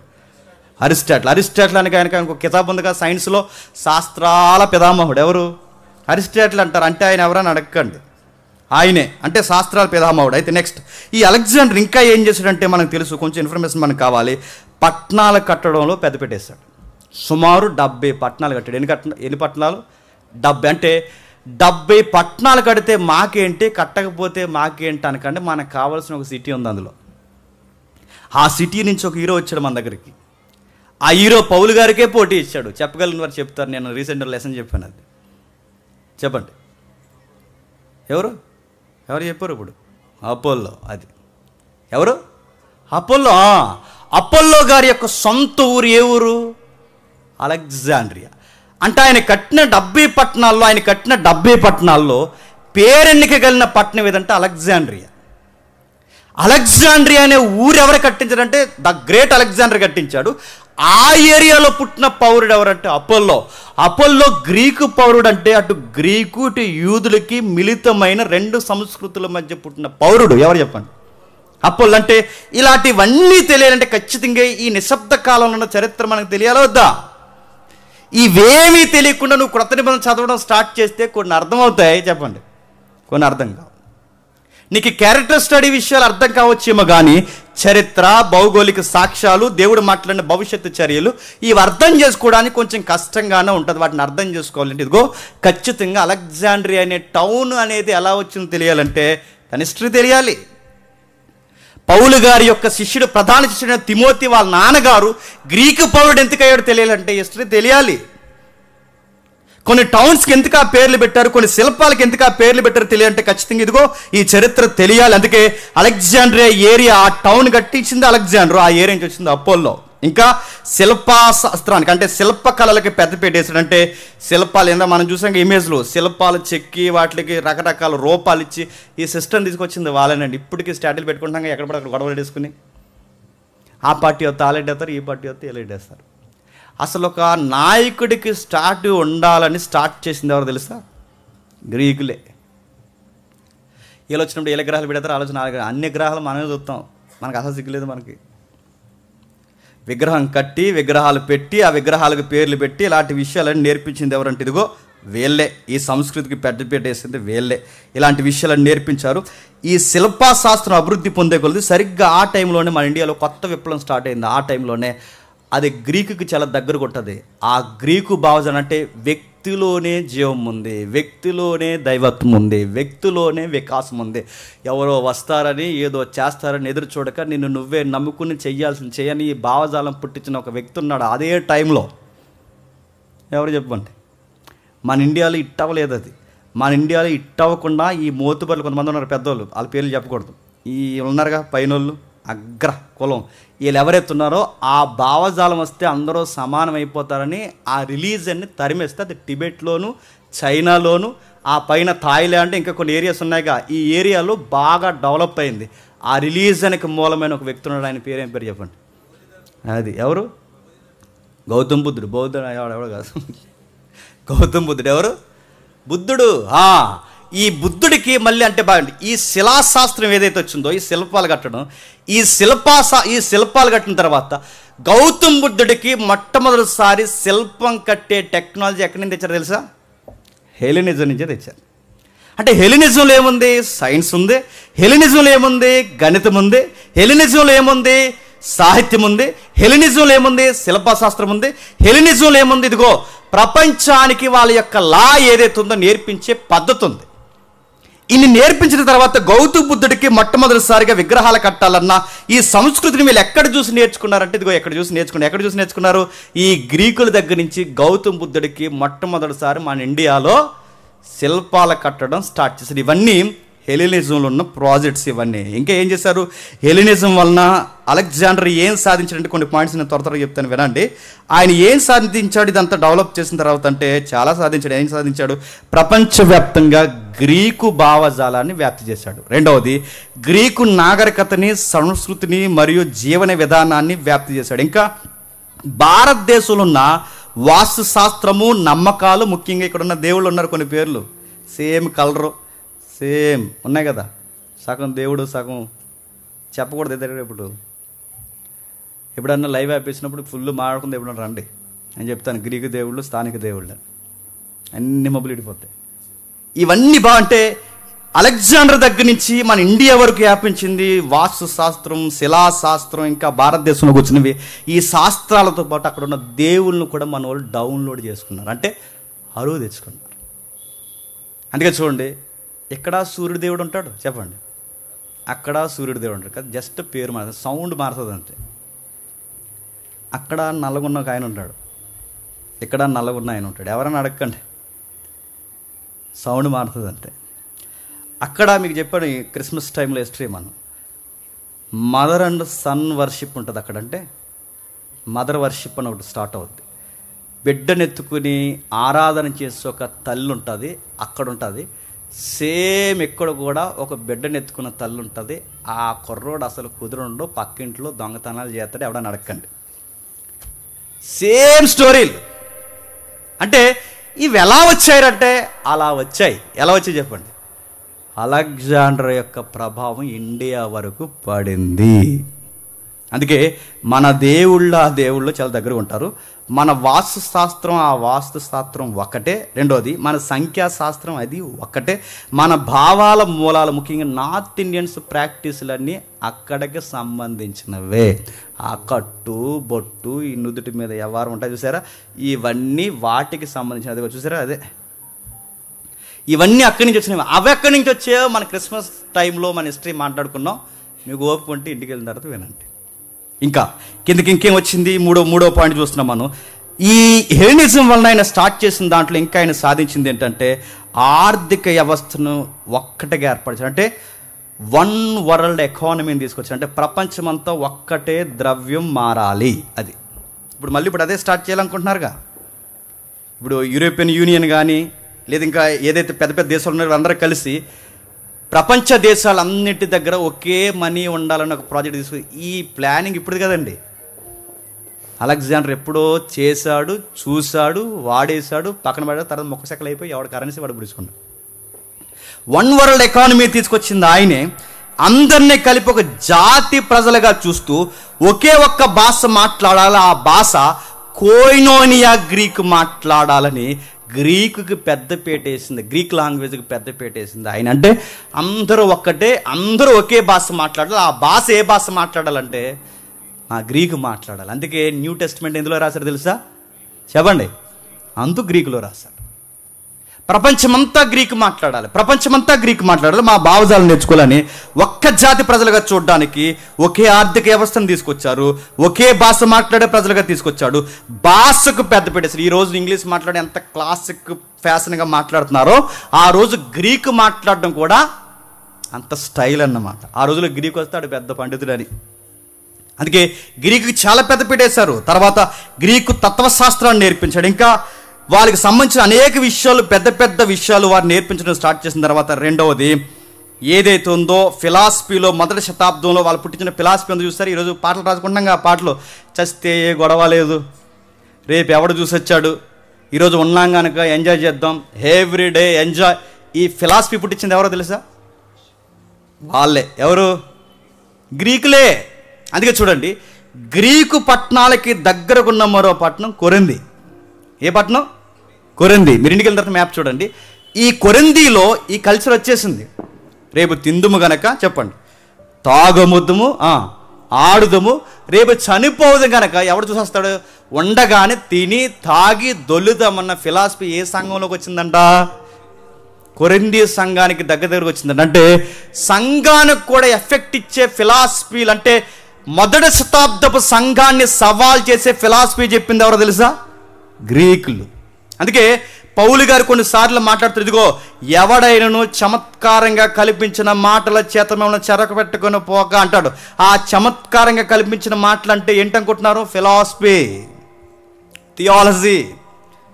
ఎవడైనా ఇదిగో ఇది తింటే మంచిది, అది తింటే మంచిది, ఇది తింటే మంచిది, అక్కడ పూజిస్తే మంచిదని ఇలాంటి శాస్త్రాలు మాట్లాడేవారు మీ మధ్య ఎక్కువైపోయారు, అట్టి వారితో జాగ్రత్త అని లెటర్స్లో రాస్తున్నారు. అప్పుడప్పుడు ఏవి పౌలు గారి మైండ్లో, అంటే ఏ విషయాలు ఆయన మైండ్లో పెట్టుకుని రాస్తున్నాడంటే ఆ రోజు గ్రీకు ఫిలాసఫీ సంఘాన్ని కూడా మార్చేంత ప్రమాదం తీసుకొచ్చిందంట. నిన్న మొన్న బెంగళూరు నుంచి ఒక సిస్టర్ ఫోన్ చేశారు, ఒక 10 days బ్యాక్ అనుకుంటా. ఆల్రెడీ కేరళలోకి వచ్చేసారు. కేరళలో యేసుక్రీస్తు వారు ఉన్నాడంట. కేరళలో కనబడకుండా ఉన్నాడంట. వీలైతే నన్ను ఫోన్ చేయమన్నారు, తీసుకెళ్ళి నాకు చూపించారంట. నాకు ఏం చేస్తున్నాడమ్మా అని అడిగాను నేను. చెప్తానంటే అంటే అన్న నేను నమ్మట్లేదు, మీ మెసేజెస్ నేను వింటాను, కాకపోతే వాళ్ళు ఇలా మాట్లాడుతున్నారని అంటే నేను అడుగుతున్నాను. అరే యేసుప్రభు వచ్చే సమయానికి పంచభూతాలు మిక్కటమైన యాంత్రంతో లయమైపోయి నాగరికత ముగిసిపోతాను బైబిల్ ఎంత డెలిబరేట్గా మాట్లాడుతుంటే అలాంటి వచనాలు ఉన్నా కానీ ఇలాంటి ఫిలాసఫీని నమ్ముతున్నారంటే అరే ఆధారాలు లేని విషయాలు మాట్లాడుతని ఈరోజు ఎంత జ్ఞానం బోధింపబడుతున్న టైంలో కూడా నమ్ముతున్నారంటే ఇప్పుడు అడుగుతున్నాను చెప్పండి. ఆ రోజుల్లో గ్రీకులు మాట్లాడే ఫిలాసఫీకి లాజిక్ ఉండేది. ఆ లాజిక్ ఒక మాట చెప్తున్నానండి. శరీరం బాగా వినండి, వాళ్ళ ఫిలాసఫీ అంటే పాడైపోతాం. శరీరం వట్టిది గనక దాన్ని మనం ఎక్కడికి మనం తీసుకెళ్ళలేం గనక, ఆత్మ పరిశుద్ధమైనది గనక, మనం చేసిన తప్పేది ఆత్మకు అంటుకోదు గనక, మనం ఏ పాపం చేసిన తప్పు లేదు, మట్టికి పోతుంది. ఆత్మ చెప్పండి పరమాత్మలో చేరుకుంటుంది. నువ్వు సుట్టగాలుతావో సిగరెట్ కాలుతావో ఏం కాలుస్తావు కాల్చు, నువ్వు చేసిన పాపమేది పవిత్రమైన ఆత్మకు అంటుకోదనగానే ఆ ఫిలాసఫీ నీకు ఎలాగ అంటుకుంటా చెప్పు. వస్తున్నాను ఈరోజు అంటామనో చెప్పండి. క్రైస్తవ్యం కన్నా ఏది బాగుంటా చెప్పండి. అరే నేను చేసిన తప్పేది నా లోపలికి నా ఆత్మకన్నా, వాళ్ళ ఫిలాసఫీ చాలా గట్టి చెప్తారండి వాళ్ళు. ఈ రామ్ గోపాల్ వీళ్ళందరూ నడుతున్న ఈ చిన్న చిన్న ఇంటర్వ్యూలు అండి వీళ్ళందరూ మాట్లాడేది. వీళ్ళందరూ పుట్టకముందు, వీళ్ళ ముత్తాతల పుట్టకముందు ఈ భావజాలానికి పెద్దపీట వేసింది ఎవరు చెప్పిన వాళ్ళు. వాళ్ళ తాతల పెద్దపీట వేస్తే వాళ్ళ పిల్లలే ఎథెన్స్లో పౌలు గారితో డిబేట్ చేస్తారు చూసారా, వాళ్ళే ఆ సబ్జెక్ట్ మాట్లాడింది. అక్కడ మాట ఎపిక్యూరీలు, ఇంకెవరున్నారు ఎపిక్యూరియస్, నెక్స్ట్ స్తోయికులు పౌలు గారితో ఎథెన్స్లో ఫైట్ చేస్తారు. ఎథెన్స్ గ్రీక్ రాజధానిగా. ఈ ఎపిక్యూరీలు ఎవరు, స్తోయికులు ఎవరు, వాళ్ళు మాట్లాడే ఫిలాసఫీ ఏంటో తెలియాలంటే మళ్ళీ చెప్తున్నాను చెప్పండి, ఈ 400 సంవత్సరాల చరిత్రలో ఏం జరిగిందో తెలియాలి. అది తెలిస్తే కానీ ఈ మేధావులేంటి, జ్ఞానులేంటి, పౌలు గారికి వీళ్ళకి ఎందుకు అన్నిసార్లు డిబేట్ అయ్యేది, ఏ విషయాల్లో మొదటి శతాబ్దపు వక్తలు ప్రసంగికులు ఎందుకు అన్నిసార్లు రే అది సరి అయిన విధానం కాదు నమ్మొద్దని ఎందుకు సార్లు అడిగారు. ఎందుకంటే ఆ గ్రీకులు ఇప్పుడు లేరేమో కానీ ఆ గ్రీకు భావజాలం ఇప్పటికీ సినిమాల్లో, రచనల్లో, పాటల్లో, పద్యాల్లో ఈరోజు మనుషుల్లో, యంగ్స్టర్స్లో కనబడుతుందా లేదా? చస్తే ఎవరు చూసి వచ్చాడరా ఈరోజు బతుకుండగానే ఎంజాయ్ చేద్దామన్న ఫిలాసఫీ ఈ రోజుకి బతుకుందా లేదా? ఒకవేళ ఆత్మ అనేది ఉంటే ఆత్మకేమీ కాదు, శరీరం ఇక్కడే మట్టి అయిపోతుంది, ఆత్మకేమవుతుందని ఈ భావజాలం పుట్టించి బతుకుతున్న వాళ్ళు ఈ రోజుకి లేరా? సవాల్ చేసే ఫిలాసఫీ చెప్పారు ఆ రోజు వాళ్ళు. అందుకే పౌలు గారు లాంటి వ్యక్తులు వాళ్ళతో చాలా పెద్ద డిబేట్ చేశారు. ఎందుకు ఆత్మ కట్టదు? దేవుడు చూసేది శరీరాన్నే కాదు, దేవుడు చూసేది ఆత్మను కూడా. పౌలు గారు చాలా పెద్ద వచనం వాడతారు, మీకు చెప్పాను, ఎంతమంది గుర్తుందో నాకు తెలియదు. ఆత్మకు శరీరం లేకపోతే వస్త్రాలు లేని మనిషితో సమానమన్న మాట పౌలు గారు కొరింథీ పత్రికలోనే వాడాడా లేదా? ఒక సొక్కావు లేకుండా ఒక మనిషి ఇక్కడ నిలబడితే ఎంత మనం చూడడానికి ఎంత బోడిగా మనకు కనబడతామంటే, దిగంబరత్వంతో ఒక సొక్కా లేడో నిలబడితే ఎంత అసహ్యంగా ఉంటుందో బాగా వినాలి. ఆత్మకు శరీరం లేకపోతే కూడా ఆత్మ కూడా దిగంబరత్వంతో ఉంటుంది. ఆత్మకు శరీరం ఉండాలని వాళ్ళ ఫిలాసఫీని బద్దలు కొట్టి మాట్లాడింది ఎవరో తెలుసా? మొదటి శతాబ్దం పౌలు, మొదటి శతాబ్దం మార్కు, ఎవరైతే ఉన్నారో మార్కు, లూకా, మత్తయ్య, వీళ్ళందరూ ఖచ్చితంగా వాళ్ళ ఫిలాసఫీని ఎద్దేవా చేశారు. అందుకే క్రొత్త నిబంధనకి వెళ్ళే ముందు ఇవన్నీ తెలియాలంటే ఇవన్నీ తెలియాలి. నెక్స్ట్ ఇంకేం నేర్పించారు? అకాడమీ అనే పదం ఉంది కదా. విద్యను అంటే ఒక సబ్జెక్ట్ని తీసుకుని ఒక అకాడమీ పెట్టి అక్కడ కొంతమందికి ట్రైనింగ్ ఇచ్చి ఆ ట్రైనింగ్లో తయారైన వాళ్ళని బయటికి పంపించి ఈ ప్రాజెక్ట్ని అకాడమీస్ అంటారుగా. అకాడమీని స్టార్ట్ చేసిందంటే ఆ వర్డ్ స్టార్ట్ చేసింది ఎవరో తెలుసా? హెలెనిజంలో ద గ్రేట్ అలెగ్జాండర్ స్టార్ట్ చేశాడు. ఇప్పుడు ప్రతి ఒక్కరు అకాడమీ, ఆడే అకాడమీ, ఈడే అకాడమీ, ఈ అకాడమీ కలిగి ఎవరికి అకాడమీ తెలియదు. అడుగుతున్నాను అకాడమీ అంటే దేనికి? ఇదిగో హెలెనిజం మూలం అది. గణితము, జాగ్రఫీ ఏవైతున్నవి అన్నీ మాట్లాడేవారు, అవన్నీ ఆ రోజుల్లో వాళ్ళు పెద్ద పెట్టేశారు. వీటన్నిటిని నేర్పించడానికి గొప్ప ఫిలాసఫీని ప్రారంభించడం ఆ రోజుల్లో ప్రారంభించారు వాళ్ళు. ఇంకేం చేశారు? సరిగ్గా ఆ టైంలోనే స్వేచ్ఛకు, వ్యక్తి యొక్క భావజాలానికి, వాళ్ళ యొక్క తత్వజ్ఞానానికి వాళ్ళు విలువనిస్తూ సరిగ్గా బాగా వినండి, అదే టైంలో రాజుల కింద మనుషులు బానిసలు ఉండకూడదు, ప్రతి ఒక్కరు స్వతంత్రంగా బతకాలి. ఎందుకంటే మన ముందు పరిపాలించిన అలెగ్జాండర్ నేను అనుకోండి, నా ముందు పరిపాలించిన నెబుకద్నెజర్ కానీ, నా ముందు పరిపాలించిన మాదీయ పారసికులు కానీ మనుషుల్ని బానిసలు చేశారు. నా రాజ్యంలో నేను రాజుగా ఉన్నా కానీ ఎవరి పౌర హక్కులకి భంగం కలగడానికి వీలు లేదని వ్యక్తి స్వేచ్ఛకు పెద్ద పెట్టేసిన పెద్ద మనిషి ఎవరు చెప్పండి? అలెగ్జాండర్. ఇంకా మీకు బాగా అర్థం కావాలంటే అలెగ్జాండర్ బాగా ఉన్నా. అలెగ్జాండర్ రాకముందు నెబుకద్నెజర్ టైంలో దానియేలు లాంటి వారిని ఏడిపించేశారు లేదా? బానిసలకు హక్కులు ఉన్నాయా? లేవు. నెక్స్ట్ పర్షియన్స్ టైంలో దర్యావేస్ ఉన్నాడు. దర్యావేస్ కిందంటే 17 సంవత్సరాల వయసులో ఆయన చెరగా, ఎవరు? దానియేలు 17 సంవత్సరాల వయసులో చెరగా వెళ్ళిపోయినప్పుడు అప్పుడు రాజు పరిపాలిస్తున్నది నెబుకద్నెజరు. 17 ఏళ్ళ అబ్బాయికి 70 సంవత్సరాల వయసు వచ్చే సమయానికి, ఈ 70 ఏళ్ళ వయసు వచ్చే సమయానికి అప్పుడు పరిపాలిస్తున్న ప్రభుత్వం మాదీయ పారసికులు, దర్యావేస్. మీకు అర్థమైనా? అర్థమైపోయినా? అర్థమైనట్టే. 17 ఏళ్ళ వయసులో నెబుకద్నెజరు, 70 ఏళ్ళ వయసులో దర్యావేస్ అంటే ఈ ఉమ్మడి ప్రభుత్వం వచ్చే సమయానికి కొన్ని టీమ్స్ ఉండేవి. సన్హెడ్రిన్ లేదా ఇలాంటి గుంపులు, ఇంకా చెప్పాలంటే సెనైట్స్ అనేవారు. అంటే కొన్ని గుంపులు ఫామ్ అవుతాయి అన్నమాట. అందులో అహస్వరస్సు కింద కానీ దర్యావేస్ కింద కానీ కొన్ని గుంపులు ఉంటాయి. అంటే రాజు పేరుకి అలా ఉంటాడు, మొత్తం సిస్టమ్ నడిపించేది ఎవరంటే ఈ గుంపు నడిపిస్తారు అనమాట. అలా నిర్ణయాలు తీసుకుంటారు. రాజు ఎలా మాట్లాడి చెప్తారు, ఇదిగో ఆ సొక్క వేసుకుని పెట్టి అలా, ఈ సొక్క వేసుకుని కూడా అలా చెప్పేస్తారు. ఎవరు? గుంపు చెప్తారు. అందుకే చూడండి, దానియేలుని సింహాల బోన్లో వేయడం దర్యావేస్కి ఏమైనా ఇష్టం ఉందా? కానీ ఎవరు వేయించారు చెప్పండి? ఈ సెనెట్ ఉంది చూసారా, ఆ గుంపు వేస్తారు. మళ్ళీ చెప్తున్నాను వినండి, అహస్వరస్సు ఎవరైతే ఉన్నారో అహస్వరస్సు వస్తీని వదిలేయడానికి బోర్డు సలహా ఇచ్చింది ఎవరు చెప్పండి? ఎవరు? ఈ సెనేటేగా. అంటే వీళ్ళ టైంలో రాజు ప్రభావం, అంటే నెబుకద్నెజరు పరిపాలన తర్వాత రాజు ప్రభావం తగ్గినా ఎవరు మోతుబర్లు అయిపోయారంటే ఈ టీం ఉంది చూసారా, ఈ మోతుబర్లు వీళ్ళు ఎక్కువైపోయి ప్రజలను నేర్పించడం ప్రారంభించాడు. అంటే అటు రాజు ప్రభావం, ఇలాంటి సెనేట్ ఎవరైతే ఉన్నారో ఇలాంటి ప్రభావాలు పూర్తిగా ప్రజల మీద ఉండకూడదని రద్దు చేసి ప్రతి వ్యక్తికి స్వేచ్ఛ ఇవ్వాలి, కానీ మా బౌండరీస్ మీరు పాటించాలని వ్యక్తి గౌరవానికి, వికాసానికి స్వేచ్ఛనిచ్చింది ఎవరంటే చెప్పండి? ద గ్రేట్ అలెగ్జాండర్ అంటారు. ఆయన ఇచ్చాడు. ఇప్పుడు నేను ముగిస్తున్నాను జాతక, ఈయన స్టోరీ ముగిస్తున్నాను. ఆయన ఇచ్చిన తర్వాత ఆయన చేసింది యూనివర్సిటీలు కట్టించాడు, అకాడమీలు కట్టించాడు, గణితం నేర్పించాడు, శాస్త్రాలకు పెద్ద పెట్టేశాడు. సరిగ్గా 33-32 సంవత్సరాలకి, అంటే సరిగ్గా మంచి వయసులో ఉండగా చచ్చిపోయాడు. ఎలా చనిపోయాడు చెప్పండి? ఎలా చనిపోయాడు చెప్పండి? అలెగ్జాండర్ ఎలా చనిపోయాడు? ₹1000 ప్రశ్న చెప్పండి. దోమ కొడితే ఏమైంది చెప్పాలి? దోమ కొడితే ఏమైందంట? నడుతున్నాను. మలేరియా వచ్చిందని ఒకడు, డెంగ్యూ వచ్చిందని ఒకడు నడుతున్నాను. మలేరియా డెంగ్యూ వచ్చిందని ఆ రోజుల్లో టెస్టులు ఉన్నాయా? నీకు ఎలా తెలిసినారు మలేరియా వచ్చిందని? ఆడెవడ రాశాడు, మీరు చదివేశారు అంతే. ఇంకా అలెగ్జాండర్ మలేరియాతో చనిపోయాడు, డెంగ్యూతో చనిపోయాడని మీకు ఎలా చెప్ప? ఆ రోజుల్లో మలేరియా టెస్టులు ఉన్నాయా? ఊహించారు అంతే.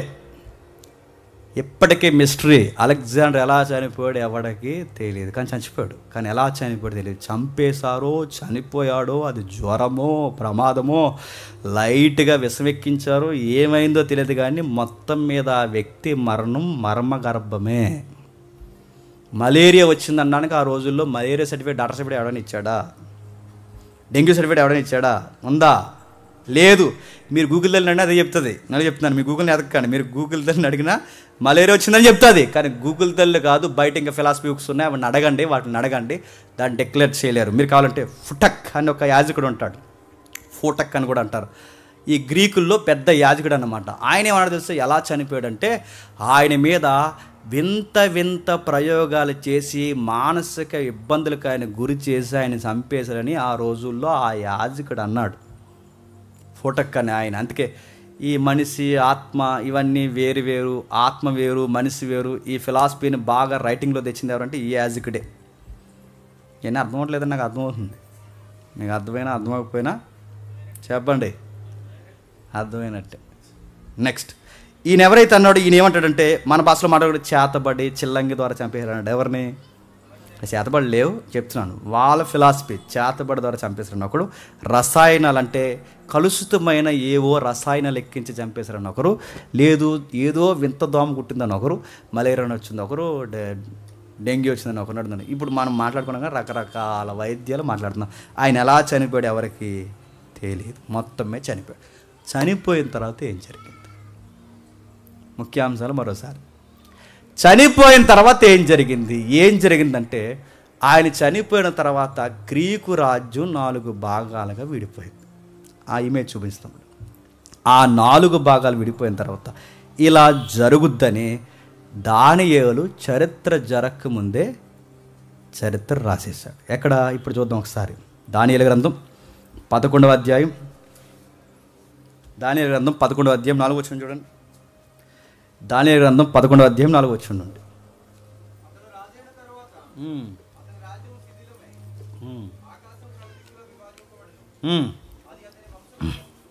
గట్టిగా, కొంచెం గట్టి చదువు.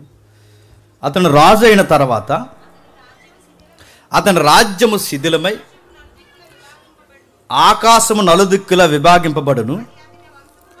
అది అతని వంశపు వారిని అతని వంశపు వారికి కానీ అతని ప్రభుత్వము చేసిన ప్రకారం ప్రభుత్వము చేయువారికి కానీ అతని ప్రభుత్వము వేరుతో పెరిగివేయబడి. బాగా వినండి, ఈ 11వ అధ్యాయం దానియేలు గ్రంథం 11వ అధ్యాయం 4వ వచనం రాసే సమయానికి అప్పటి గ్రీకులు పరిపాలించారా? వింత ఏంటో చెప్పనా? గ్రీకులు ఎలా పుడతారు, ఎలా అంతమవుతారు, ఎన్ని భాగాలు విడిపోతారు, ఆ రాజ్యం ఎలా అంతమైపోద్దని చరిత్ర జరగకముందే చరిత్ర ఇలా జరుగుతుందని చెప్పిన ఒకే ఒక్క గ్రంథం దానియేలు గ్రంథం. గుర్తుపెట్టుకో, ఎంత బాగా అన్నట్టుగానే జరిగింది. అంటే దానియేలు ఎంత వాస్తవికమైన దర్శనాన్ని భవిష్యత్తును చూసాడు చూడండి. ఇలా జరుగుద్ది, ఆ సూర్యుడు లేదా ఆ వీరుడు ఎవరైతే ఆయన చనిపోయిన తర్వాత దేశంలో ఉన్న ఆ రాజ్యం 4 ముక్కలవుతుంది. ఆయన ముక్కలైన తర్వాత ఆయన కుటుంబీకులు కానీ ఆయన దగ్గరోళ్ళు కానీ ఎవ్వరు ఆయన ప్రభుత్వంలోకి అధికారులు కావాలి. మరి ఎవరు? ముక్కు ముఖం తెలియని సంబంధం లేని అలెగ్జాండర్కి బీరకాయ పీసు చుట్టం లేడు అందరూ ఆ ప్రభుత్వానికి పెద్దలు అయిపోయారంట. ఇంకా ఈ ప్రభుత్వం పుట్టకముందే, అలెగ్జాండర్ ఇంకా పునాదులు వేయకముందే, ఈ ప్రభుత్వం ఇంకా రాకముందే ఈ ప్రభుత్వం ఏం చేస్తుందో ముందే చెప్పిన ఒకే ఒక్క దర్శన గ్రంథం ఏం చెప్పండి? బైబిల్లో అంత గొప్ప విషయం చెప్పింది. ఇంకేం చెప్తుంది చూడండి, 4వ వచనం మళ్ళీ చదవండి ఒకసారి. అతడు రాజు అయిన తర్వాత అతని రాజ్యము శిథిలమై ఆకాశము 4 దిక్కుల విభాగం. 4 దిక్కులు అంటే 4 భాగాలుగా దేశం విడిపోద్ది.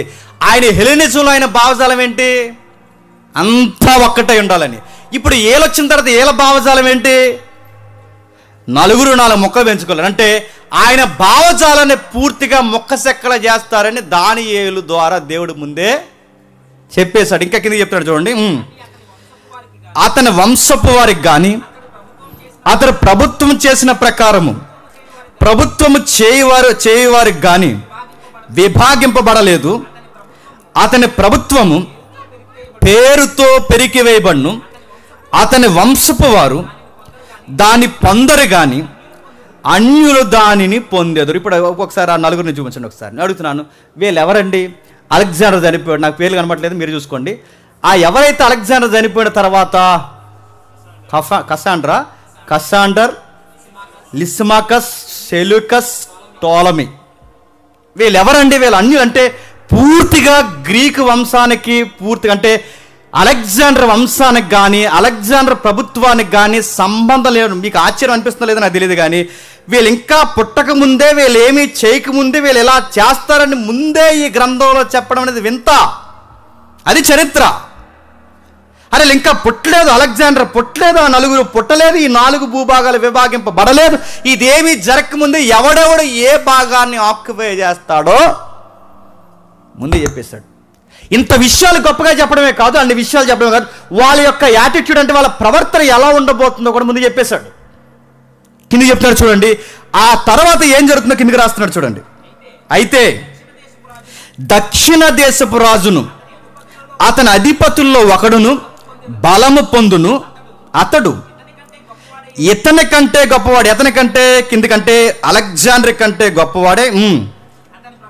అతని ప్రభుత్వము గొప్ప ప్రభుత్వం. అంటే దక్షిణ దేశం బాగా ఉండాలంటే ఈ విడిపోయిన తర్వాత ఈ గ్రీకు సామ్రాజ్యాన్ని 4 భాగాలు చేశారు.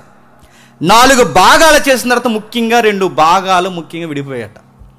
ఆ 2 భాగాలు ఏమంటే, ఒకటి దక్షిణ భూభాగము, చెప్పండి, 2 ఉత్తర భూభాగం. దక్షిణ భూభాగంలో ఎవడైతే ఉన్నాడో మీరు కావాలంటే ఎత్తుక్కున్న తర్వాత హిస్టరీలో దక్షిణ భూభాగంలో ఎవడైతే ఉన్నాడో వాడు బలం పొందుతాడట. ఉత్తర భూభాగంలో ఉన్నవాడు కూడా బలం పొందుతాడు. వీళ్ళకి ఒకటికి పొసకగా ప్రభుత్వాలు కొట్టుకుంటాయంట. ఇదంతా అధ్యాయం ఉంటుందండి. అసలు దానియేలు గ్రంథం 11వ అధ్యాయం నువ్వు అండర్లైన్ చేసి నీకు అర్థం కావాలి అంటే ఖచ్చితంగా గ్రీక్ హిస్టరీ తెలియాలి. లేదంటే నీకు దానియేలు గ్రంథం 11 లేదా 12 అధ్యాయం నీకు కనబడదు. ఒకటే, బుద్ధిమంతులైన వారు ఆకాశమందు. చెప్పండి జ్యోతి, నేను అడుగుతున్నాను, ఆ బుద్ధిమంతులు ఎవరు నీకు తెలుసా? వాళ్ళకు కూడా ఒక అర్థం ఉంది. ఆ బుద్ధిమంతులు అంటే చాలామంది ఏమన్నారంటే జీవవాక్యం చేతపట్టుకున్న వాళ్ళే వాళ్ళు ఏం కాదు అయ్యా, వాళ్ళ కోసం కదా రాస్తా. అక్కడ మక్కాబీలు ఉన్నారు చూసారా, మక్కాబీలు బాగా వినాలి. మక్కాబీలు ఎవరైతే ఉన్నారో వాళ్ళు గొప్ప ఫైటర్స్. వాళ్ళంటే వాళ్ళు వచ్చి ఒక రోజు ఏం చేయబోతున్నారో వాళ్ళని మైండ్లో పెట్టుకుని రాసిన వచనమే. చెప్పండి, బుద్ధిమంతులైన వారు ఆ ప్రభుత్వానికి లొంగరు. అంటే ఇవన్నీ చరిత్ర ఇంకా జరగకముందే చరిత్ర ఏం జరగబోతుందో రాయబడిన వచనాలంటే అవే గొప్ప వచనాలు. అంటే ఒక వింతైన సంఘటనలు ఏం జరగబోతున్నాయో రాశారు. 5వ వచనం ఇంకేం చెప్తున్నాడు చూడండి. అయితే దక్షిణ దేశపు రాజు అతని అధిపతుల్లో ఒకడును బలం పొందెదరు. అతడు ఇప్పుడు మన క్వశ్చన్ రేజ్ చేసుకుందాం. దక్షిణ దేశపు రాజు అంటున్నాడు. ఎవడు దక్షిణ దేశ రాజు అంటే ఇప్పుడు నలుగురిలో ఎవరు? ఒకసారి ఆ స్క్రీన్ మీద వేద్దాం. ఆ దక్షిణ దేశపు రాజు అంటే ఎవడంటే మీరు గుర్తుపెట్టుకోండి, బండ గుర్తుపెట్టుకోండి. మన ప్రపంచాన్ని 4 ముక్కలు విడిదేస్తే దక్షిణం వచ్చే ప్రాంతం ఏంటంటే ఈ టోలమీ ఉన్నాడు చూసాడా, ఈడు పరిపాలించే ఏరియానే దక్షిణ భూభాగం అంటారు. ఏ భూభాగం? దక్షిణ భూభాగం, సౌత్ ఏరియా అదే. ఆ దక్షిణ భూభాగంలో ఐగుప్తి ఉంది, ఆ దక్షిణ భూభాగంలో పాలస్తీనా ఉంది, ఆ దక్షిణ భూభాగంలో అరేబియా ఉంది. ఇప్పుడు చెప్పండి, పాలస్తీనా ఉందంటే పాలస్తీనాన్ని కప్పుకుని ఉన్న ఏరియా ఏ ఏరియా చెప్పండి? ఇజ్రాయెల్. ఇప్పుడు ఇజ్రాయెల్ దేశాన్ని పరిపాలించిన దక్షిణ దేశపు, అంటే ఇప్పుడు దానియేలు గ్రంథంలో కనబడుతున్న దక్షిణ దేశపు రాజు ఎవడు చెప్పండి? నేను మళ్ళీ చెప్తున్నాను, అది హిస్టరీ, బాగా వినాలి, అది హిస్టరీ. హిస్టరీ ఇంకా ఏం జరగబోతుందో చెప్పబడిన ప్రాఫెసీ ఇది. అంటే ప్రవచనం నెరవేర్పు. మళ్ళీ విషయం, ఇక్కడ చెప్పిన ప్రవచనం ఎగ్జాక్ట్ జరిగిందంటే పక్కా, మళ్ళీ చెప్తున్నాను, అక్షరం కూడా పొల్లిపోకుండా రాణీల ప్రవర్తన వరకు దానియేలు ఏది చెప్పాడు అదే గ్రీకు చరిత్రలో జరిగింది. అందుకేనండి ఈ బైబిల్ని అర్థమైనడు ఎప్పుడు మళ్ళీ చెప్తున్నాను, ఎక్కడ పడితే అక్కడ పెట్టాడు.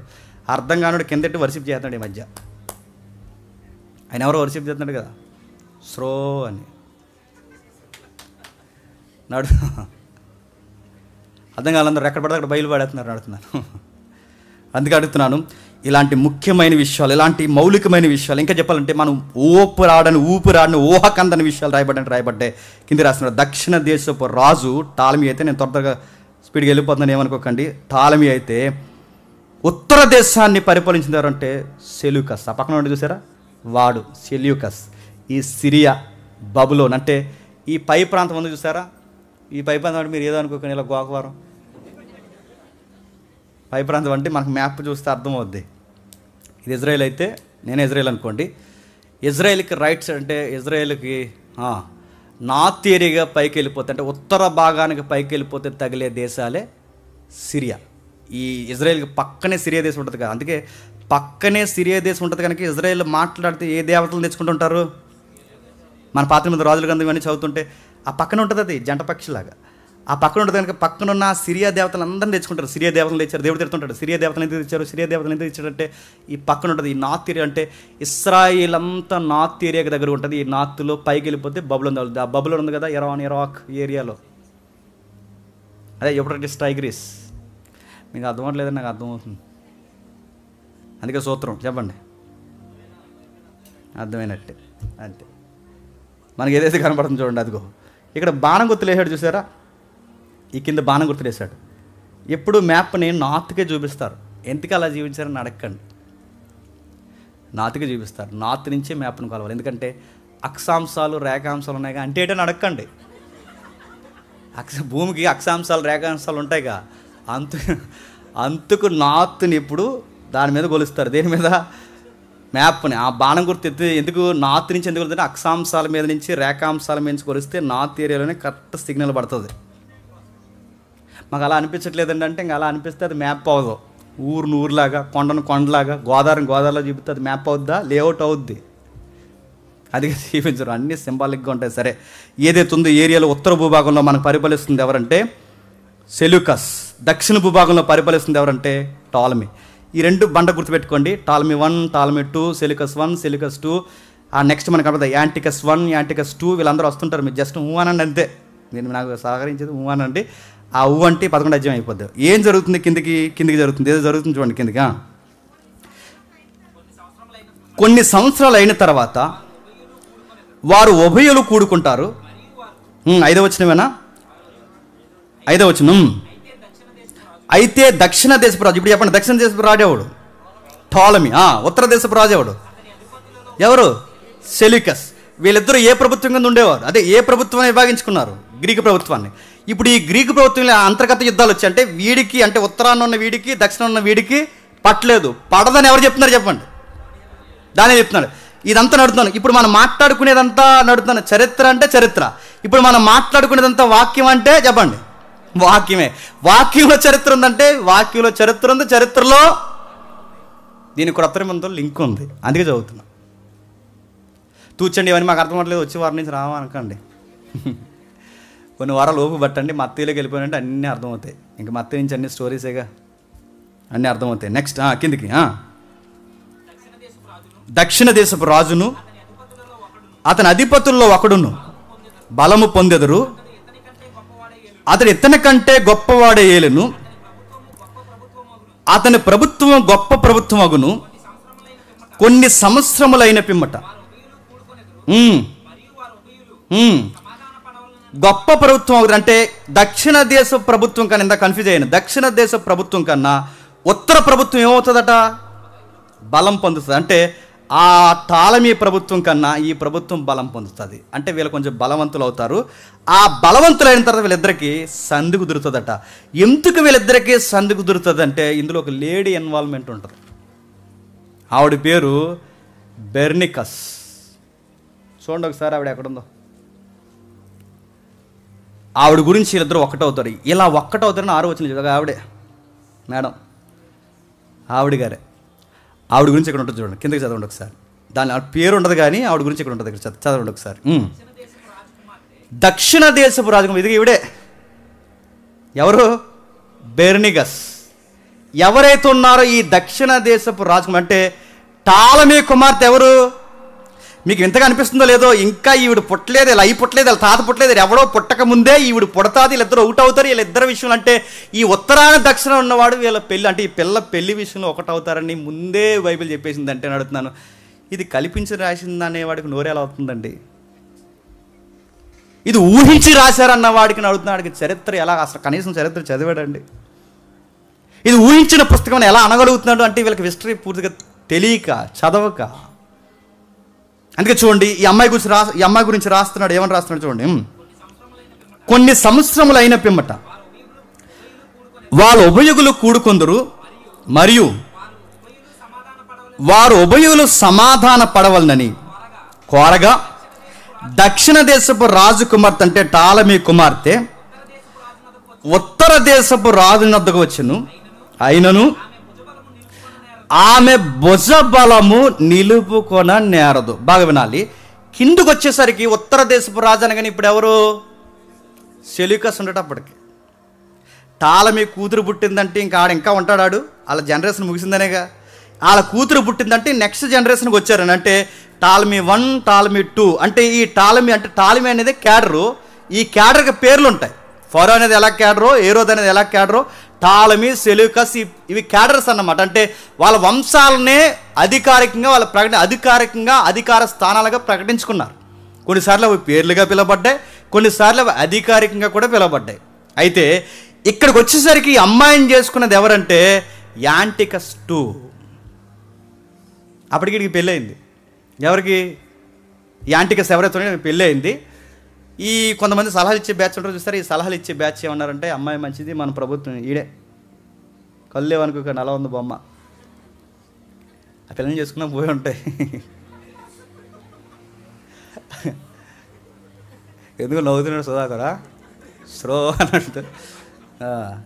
సరే, యాంటికస్ II ఎవరైతే ఉన్నారో యాంటికస్ II ఆ అమ్మాయిని చేసుకున్న తర్వాత ముందు అమ్మాయి ఉంటుంది. ముందు అమ్మాయి గురించి సలహాలు ఇస్తారు. ఏమంటారంటే ఈవిడ మీకు కలిసి రాదు, ప్రభుత్వంలో ఏ విధంగా మీకు సలహాదారిగా అంతగా ఉపయోగకరం ఉండదు, ఈవిడైతే కొంచెం రాజ్యం కలిసి వస్తుంది, లెక్కలు అంతా ఎక్సెట్రా ఎక్సెట్రా ఎక్సెట్రా అని చెప్తే ఈడు వెళ్ళి ఆవిడని చేసుకుంటాడు. ఎవరిని? ఉంది కదా బెర్నికస్. అమ్మాయిని చేసుకుంటే ఆవిడ గారు వచ్చిన తర్వాత సోగులకి సరదాలకు పోజులు ఎక్కువైపోయింది తప్ప పనికొచ్చే పనులు తక్కువైపోయాయి. ఆవిడ వచ్చిన తర్వాత కలిసి వచ్చే లాభాల కన్నా నష్టాలు ఎక్కువ జరిగింది. చిరాకు వచ్చి మళ్ళీ పక్కన పెట్టేశాడు. ఆ పక్కన పెట్టిన తర్వాత వదిలేసిన ఆవిడ మొదట అవడం చూసారా, ఆవిడని మళ్ళీ పెళ్లి చేసుకుంటాడు. అందుకే అక్కడ రాశాడు చూడండి. ఆవిడ వచ్చిన తర్వాత ఏం జరుగుతుంది అక్కడ రాసిన చూడండి. అక్కడ కింద రాసిన 6వ వచనంలో కొన్ని సంవత్సరాలు అయిన పిమ్మట వారు ఉభయులిద్దరూ కూడుకొందరు మరియు వారు ఉభయులు సమాధాన పడవాలని కోరగా దక్షిణ దేశపు రాజకుమార్తె అయిన ఉత్తర దేశపు రాజు వద్దకు వచ్చాను, అంటే యాంటికస్ II దగ్గరకు వచ్చాను. అయినను ఆమె భుజబలము నిలుపుకొన నేరదు. అది మీకు అర్థమైందా? ఆవిడ వచ్చింది కానీ ఆవిడ వల్ల ఏ ఉపయోగం లేదు. చూడ్డానికి బాగుంది, అందంగా ఉంది, చూడ్డానికి బాగుంది తప్ప ఆవిడ వల్ల ప్రభుత్వానికి ఏ ఉపయోగం లేదు. అందుకే తనకు అర్థమైంది ఈవిడ కన్నా చెప్పండి ఆ మొదట ఆవిడే బెటర్ అని చెప్పి మళ్ళీ ఆవిడని చేసుకుంటాడు, మళ్ళీ ఆవిడ్ని కిందికి. అయినను ఆమె భుజబలం నిలుపుకొని రాదు, అతడైనను అతడి భుజబలమైన నిలవదు. వారు ఆమె తీసుకొని వచ్చిన వారిని, ఆమెను కనిన వారిని, ఆమెను బలపరిచిన వారిని ఆవిడ తీసుకెళ్ళి మళ్ళీ అప్పగించారు. బాబు మీ అమ్మాయికి నమస్కారం, మీ అమ్మాయి వాళ్ళు మాకైతే కలిసి వస్తుంది అనుకోని, మీ అమ్మాయి వాళ్ళు కలిసి వచ్చే కన్నా ఉన్నది పోయేలాగా ఉంది, తీసుకెళ్ళిపోయిన దయచేసి అని చెప్పి ఆవిడతో పాటు మళ్ళీ సైన్యం వద్దరు కదండి. మళ్ళీ ఆవిడ సేవ చేసి ఆవిడ బెటాలియన్ ఉంటారుగా, ఆ బెటాలియన్ ఆ కన్నవారు ఎవరైతే ఉన్నారో, ఈ ఉత్తరాన్ని ఉన్న యాంటికస్ 2 ఎవరైతే ఉన్నారో, టాలమీ 1 టాలమీ 2 ఎవరైతే ఉన్నారో ఆ ఏరియాకి దక్షిణ భూభాగానికి మీ అమ్మాయిని తీసుకెళ్ళిపోండి, మీ అమ్మాయిని మేము భరించలేకపోతుందని చెప్పి తీసుకెళ్ళిపోండి అని పంపించేశారు. ఇదంతా జరుగుతున్న భాగమేనండి.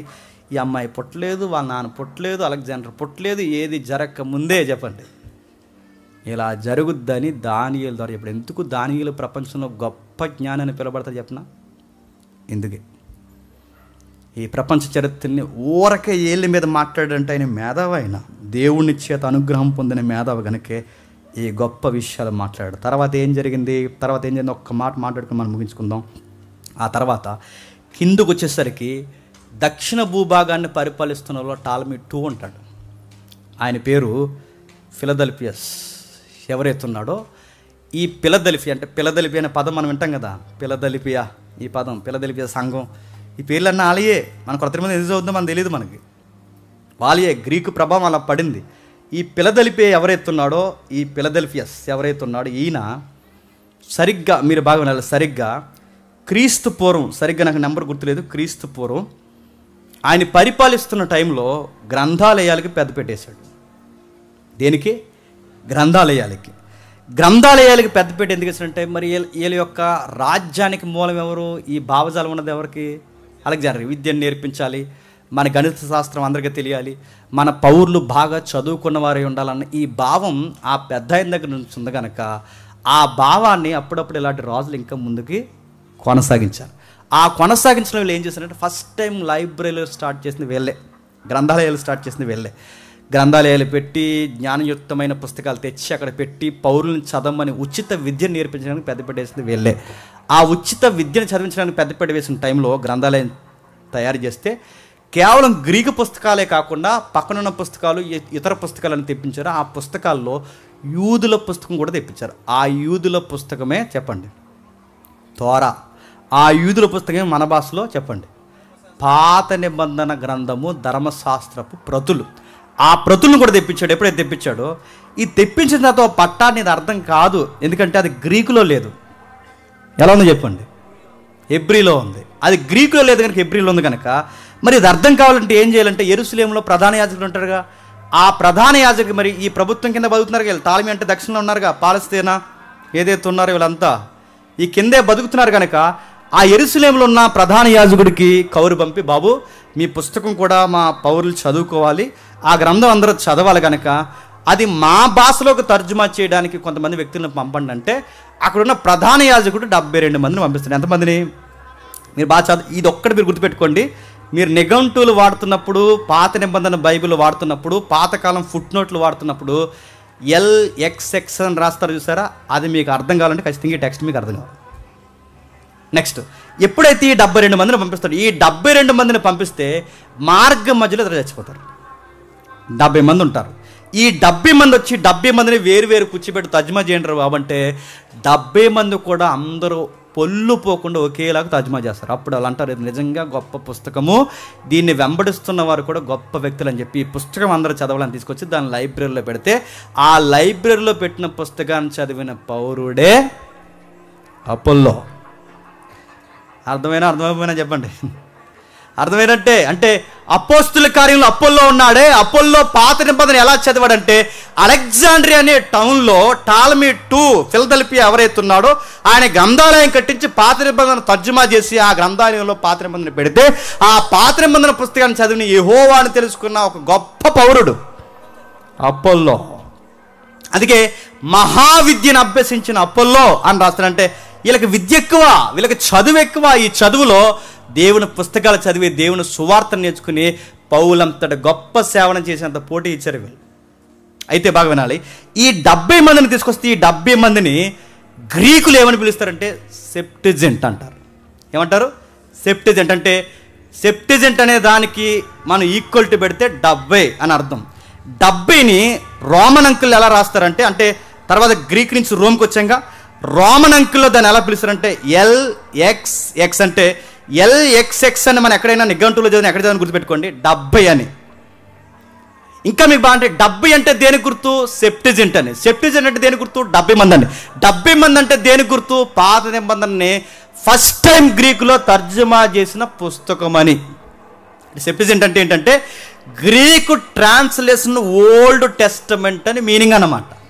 అంటే పాత నిబంధనని మొట్టమొదటిసారి గ్రీకులో తర్జుమా చేసిన 70 మంది ప్రస్తావన అని చెప్పడానికి ఈ పదం వాడతారు. దాన్నే LXX అని వాడతారు. అందుకే ఈ పదం వాడుతున్నప్పుడల్లా మనకు గుర్తు రావాల్సింది 70 మంది. దీన్ని ఎందుకు మనం తెలుసుకోవాలంటే బాగా వినాలి, మత్తే కానీ మార్కు కానీ, బాగా వినాలి, మత్తే కానీ మార్కు కానీ లూకా కానీ పౌలు కానీ వీళ్ళందరూ పాత నిబంధనలు ఇలా రాయబడింది అంటారు మధ్య మధ్యలో రాస్తూ. పాత నిబంధనలు ఇలా రాయబడింది అన్నప్పుడు వీళ్ళు కోట్ చేసిన రెఫరెన్స్ ఎక్కడికి తెలుసా? సెప్టిజెంట్లో ఉన్న బైబిల్లోనే, గుర్తుపెట్టుకోండి. అందుకే హిస్టరీ తెలియాలి. అంటే ఇప్పుడు మనం అదే రాస్తాను చూస్తారా, LXX = 70. వాళ్ళు ఎడదీస్తారు పౌల్ని. L అంటే 50, XX అంటే 10, 70 పైన రాస్తున్నారు చూడండి. అంటే వాళ్ళ యొక్క మీనింగ్ ఏంటంటే గ్రీకులో 70 మంది తర్జుమా. అంటే పౌలు గారు పలానా పాత నిబంధనలు అలా రాశారంటే వీళ్ళు కోట్ చేసి, అంటే ఈ గ్రంథాన్ని కోట్ చేయాలంటే పాత నిబంధనలు ఎబ్రీ గ్రంథాన్ని కానీ గుర్తుపెట్టుకోండి, ఎబ్రీ బైబిల్ కోట్ చేయలేదు వాళ్ళు. చెప్పండి, ఎబ్రీ బైబిల్ కోట్ చేయలేదంటే పౌలు కానీ మత్తయి కానీ లూకా కానీ మార్కు కానీ ఎవరైతే ఉన్నారో వీళ్ళు ఎబ్రీ బైబిల్ అంటే పాత నిబంధనలు ఎబ్రీ బైబిల్ కోట్ చేయలేదు. వాళ్ళు రిఫరెన్స్ కోట్ చేస్తున్నప్పుడు దేన్ని కోట్ చేశారు చెప్పనా? ఈ 70 మంది కోట్ చేశారే, ఈ 70 మంది తర్జుమా చేశారే, ఈ 70 మంది తర్జుమా చేసిన దాన్ని వాళ్ళు కోట్ చేశారు. అందుకే చూడండి, ఈ తర్జుమా నుంచి మొట్టమొదటిసారి మరలా తర్జుమా అయిన పుస్తకమే లాటిన్ బైబిల్ అంటారు. ఏ బైబిల్? Latin Bible. అందుకే లాటిన్ బైబిల్, మన దగ్గర ఉన్న బైబిల్ వేరు, మనది ప్రొటెస్టెంట్, మన దగ్గర ఉన్న బైబిల్ వేరు, లాటిన్ బైబిల్ వేరు. లాటిన్ బైబిల్ ఎవరు వాడతారంటే రోమన్ క్యాథలిక్ వాడతారు. అందుకే మన బైబిల్ పదాలకి, చెప్పండి, రోమన్ క్యాథలిక్ పదాలకి చాలా తేడా ఉంటుంది. అందుకే కొన్ని ఇందులో అర్థం కాకపోతే రోమన్ క్యాథలిక్ చదవాలి. రోమన్ క్యాథలిక్లో కూడా డౌట్ వస్తే మూలం చెప్పండి, గ్రీకులోకి వెళ్ళాలి. గ్రీకులో కూడా డౌట్ వస్తే దాని మూలం చెప్పండి. ఇప్పుడు మన డిబేట్లో అదే చేసాం, మీరు చూసారు లేదు? అందుకే అడ్డదిడ్డంగా దొరికారు. దాని మూలాలు మళ్ళీ చెప్తాను, దాని మూలాలు ఎత్తుక్కుంటూ వెళ్ళాలంటే ఇన్ని తర్జుమాలు జరిగాయి. అందుకే ఎబ్రీ బైబుల్ని మూలాలుగా గ్రీకులు తెర మీదకి బైబిల్ తీసుకురావడం స్టార్ట్ చేశారు. అంటే క్రొత్త నిబంధన రచయితల మీద ఇంత ప్రభావం పడిందంటే పడింది. ఎంత అయింది టైము? 9:20. చెప్పనా ముగించిన? చెయ్యొద్దండి ఒకసారి. చెప్పాలనో వద్దనా? చెప్ప ఎన్ని రోజులకు అవుతాయండి సంబరాలు? నెక్స్ట్ వీక్ అయిపోతాయి. 4 వారాల? వచ్చే నెల 4 తారీఖు. Next week అయిపోద్దా? ఓకే, మనం ముగించుకుందాం. నెక్స్ట్ వీక్ మాట్లాడదాం. ఏదైతుందో ఈ మాట్లాడుతున్న ఈ భావజాలం అంతా, అంటే లాటిన్ బైబిల్ కానీ గ్రీకు బైబిల్ కానీ ఇవన్నీ ఎలా వచ్చాయంటే టాలమీ II అంటే ఫిలదెల్ఫియా ఆయన తర్జుమా చేయించాడు. అందుకే క్రొత్త నిబంధనలు ఎందుకు సడన్గా గ్రీకు పదాలు, గ్రీకు పేర్లు, గ్రీకు వ్యక్తులు, గ్రీకు పౌరులు ఎందుకు తెర మీదకి వస్తారంటే హెలినిజం అనేది చాలా ప్రభావం క్రొత్త నిబంధన మీద పడింది. ఆ పడ్డమే కాదు, ఇంకా 11 అధ్యాయం ఉందని నేను ముగిస్తున్నాను.